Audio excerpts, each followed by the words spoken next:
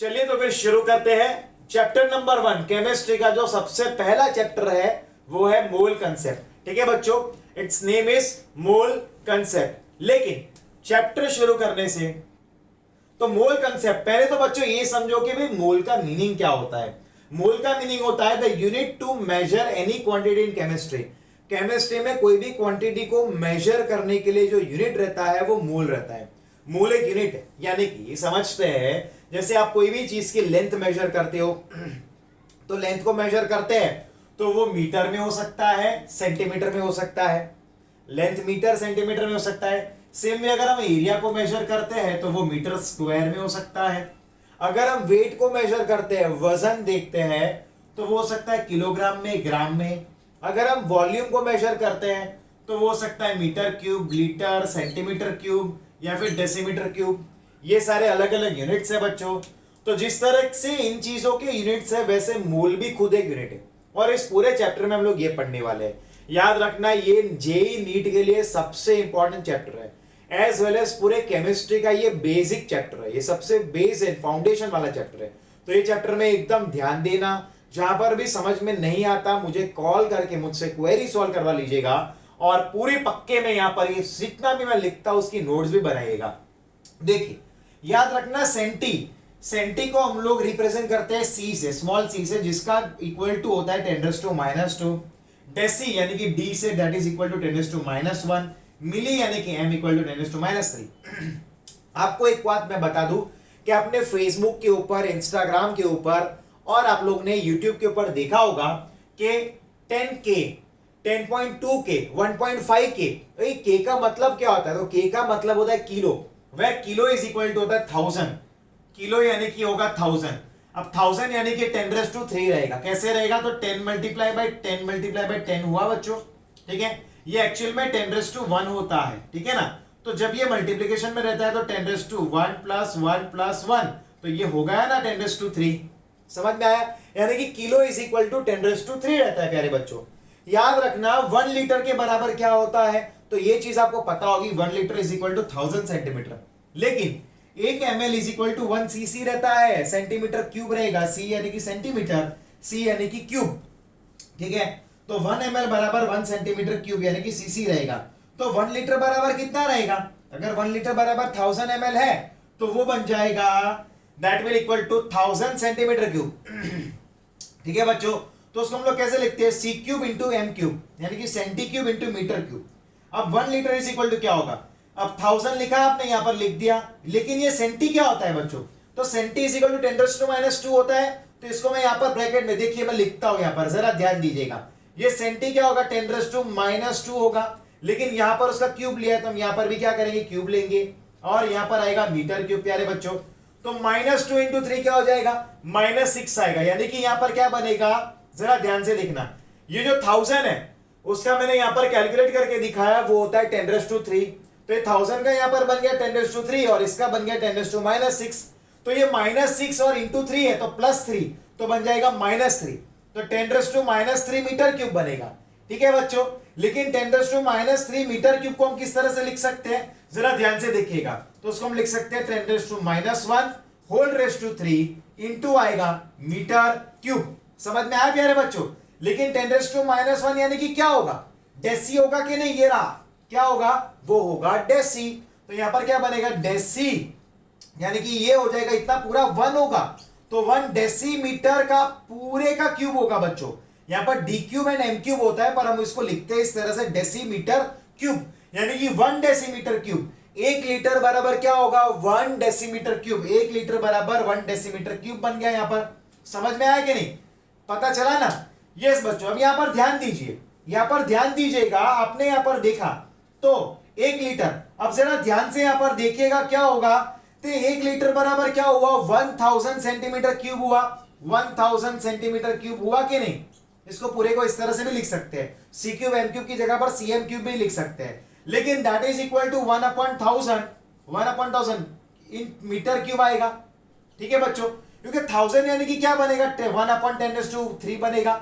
ये ऊपर जाएगा तो माइनस बन जाएगा। जब भी डिनोमिनेटर न्यूमरेटर बनता है तो उसका पावर उल्टा बन जाएगा, तो ये हो जाएगा 10⁻³ ठीक है, और यहां पर ये बन जाएगा मीटर क्यूब। क्या बन जाएगा, मीटर क्यूब। प्यारे बच्चों समझ में आया कि नहीं, क्लियर है। तो 1 मीटर क्यूब बराबर कितना होगा, यहां पर 1 मीटर क्यूब बराबर 1000 लीटर्स होगा। समझो कैसे आया, यहां पर 1 लीटर बराबर क्या है, देखिए जरा ध्यान से, 10⁻³ मीटर क्यूब है, ठीक है। तो ये अगर आप लोग इसको 10 मतलब कि 1 मीटर क्यूब लेना है तो क्या आएगा, 10⁻³ लीटर आएगा। 10⁻³ लीटर यानी कि 1000 लीटर हुआ। कैलकुलेशन को ध्यान से समझो, कितना हो जाएगा, 1000 लीटर हो जाएगा, ठीक है बच्चों। तो यहां पर लेकिन याद रखना, ये चीजें हमने जो गिन रहे हैं, ये सारी चीजें ये यहां पर हमारी खत्म होती है, ठीक है। यहां पर कि भाई हम लोग यूनिट्स कैसे मेजर करते हैं, लेकिन इसके बाद जो यूनिट आता है वो आता है प्रेशर का। तो प्रेशर के कौन से यूनिट हो सकते हैं, तो प्रेशर का यूनिट हो सकता है एटीएम, बार, टॉर, एमएमएचजी, सीएमएचजी एंड पास्कल। ये प्रेशर के यूनिट्स रहते हैं।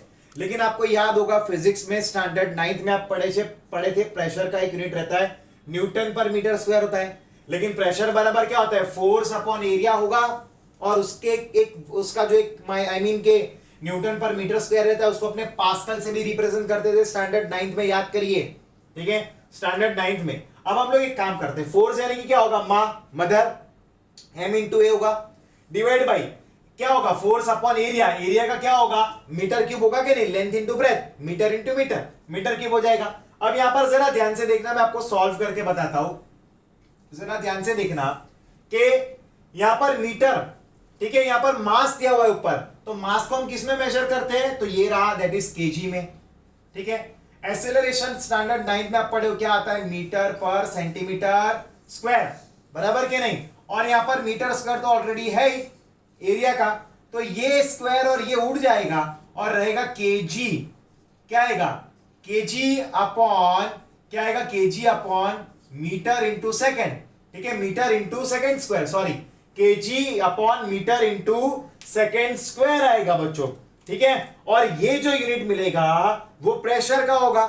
लेकिन बच्चों ये सारे जो यूनिट्स हम लोग पढ़े 5 में, ए और बी, वो फिजिक्स में आते हैं, वो सारे यूनिट्स फिजिक्स में आते हैं। लेकिन केमिस्ट्री में जब हम लोग प्रेशर को मेजर करते हैं तो उसका यूनिट क्या बनेगा, तो वो देखते हैं। चलो बच्चों, तो ये सारे यूनिट फिजिक्स के होते हैं, लेकिन जब हम लोग केमिस्ट्री पढ़ते हैं तो केमिस्ट्री का यूनिट क्या होगा, तो उसके लिए 1 एटीएम, 1 एटमोस्फियर। अभी हम लोग कितने में बैठे हैं, तो अभी हम लोग 1 एटमोस्फियर प्रेशर में है, ठीक है बच्चों।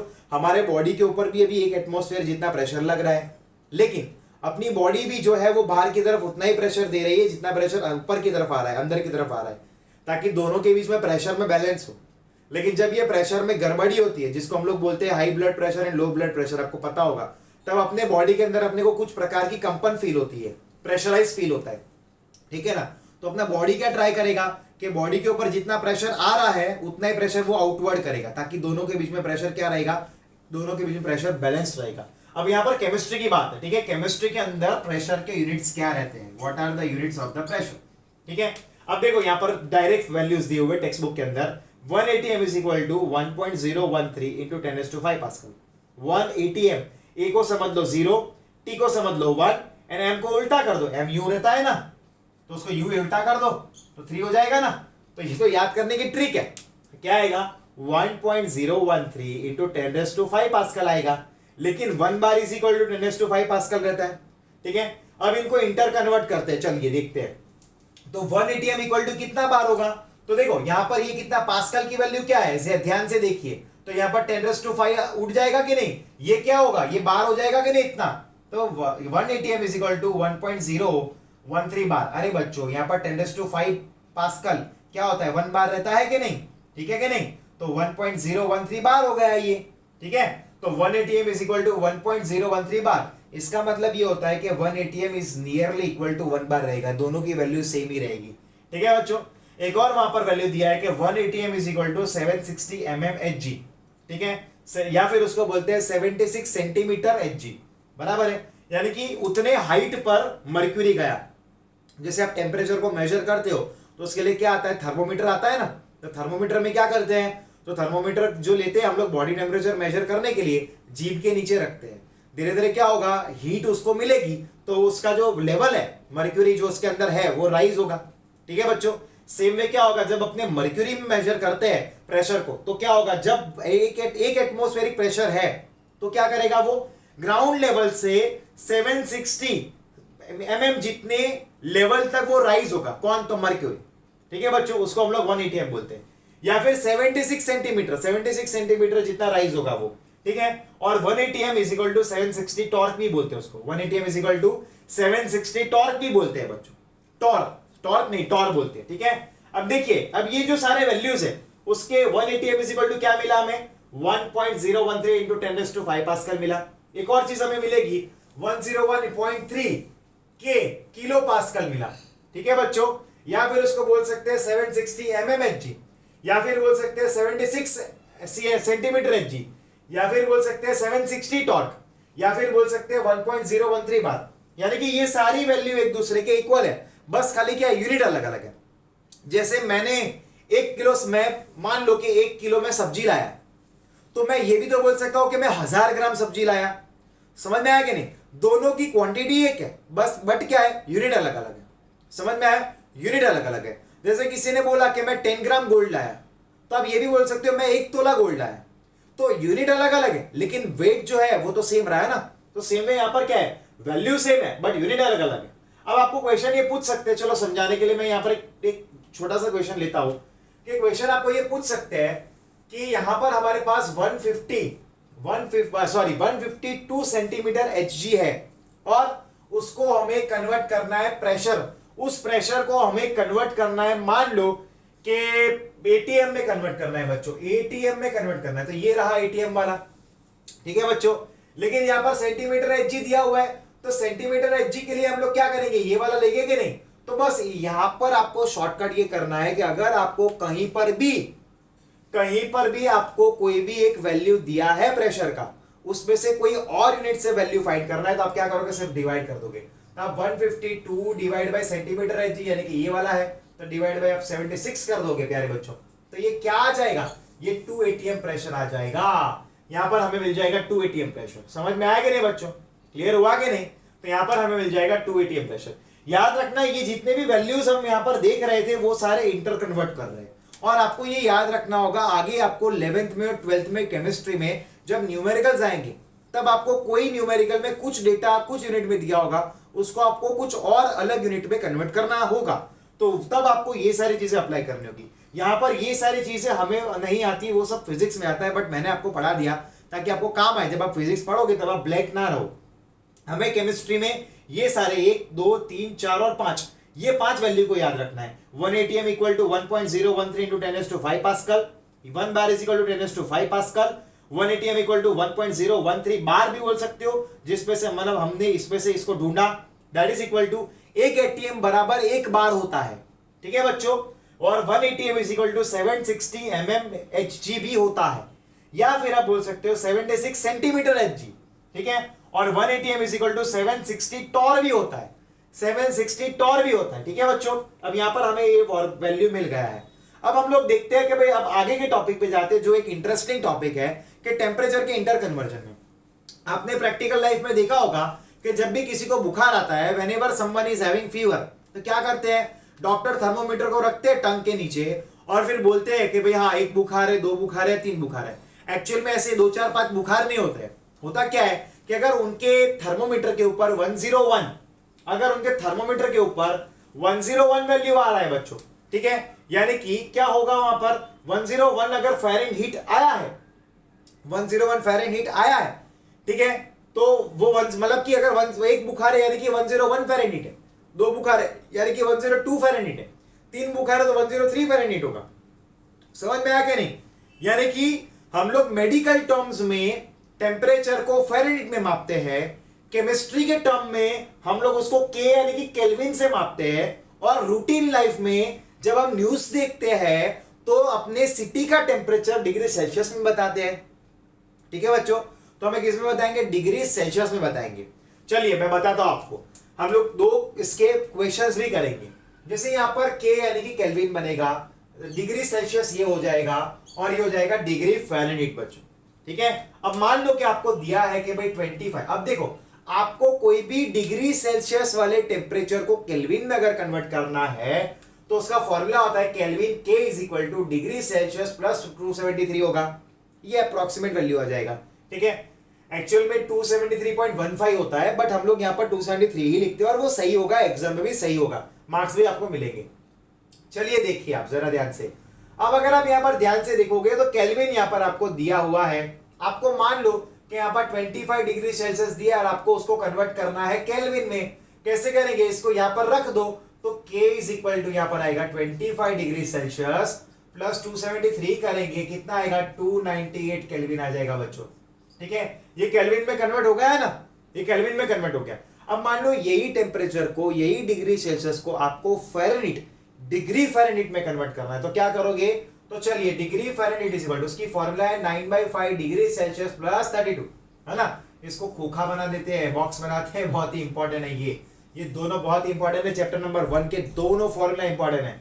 अब डिग्री फ़ारेनहीट 9/5 किया, आपको डिग्री सेल्सियस कितना दिया, यही वाला करना है फ़ारेनहीट में कन्वर्ट, तो मल्टीप्लाई में हम लोग करेंगे 25 प्लस करेंगे 32, ये 5 हो जाएगा, 9 into 5 कितना होता है 45 प्लस 32 कितना आएगा 77 आ जाएगा डिग्री फ़ारेनहीट। यानी कि 25 डिग्री सेल्सियस को केल्विन में कन्वर्ट करेंगे तो वैल्यू आएगा 298 केल्विन, और अगर उसको हम लोग फ़ारेनहीट में कन्वर्ट करते हैं तो आएगा 77 डिग्री फ़ारेनहीट। ठीक है बच्चों, और याद रखना एक इंपॉर्टेंट बात कि ये जो आपको टेम्परेचर मिला है 25 डिग्री सेल्सियस, फिर मिला आपको 298 केल्विन टेम्परेचर, और आपको मिला है 77 डिग्री फ़ारेनहीट, इसको हम लोग बोलते हैं रूम टेम्परेचर बच्चों। ये जो 25 डिग्री सेल्सियस है या फिर 298 केल्विन है या फिर 77 फ़ारेनहीट है, उसको हम लोग बोलते हैं रूम टेम्परेचर। केमिस्ट्री में उसको रूम टेम्परेचर बोलते हैं बच्चों। ठीक है बच्चों, तो यहाँ पर हमारा आज का एक इंपॉर्टेंट टॉपिक खत्म हुआ है।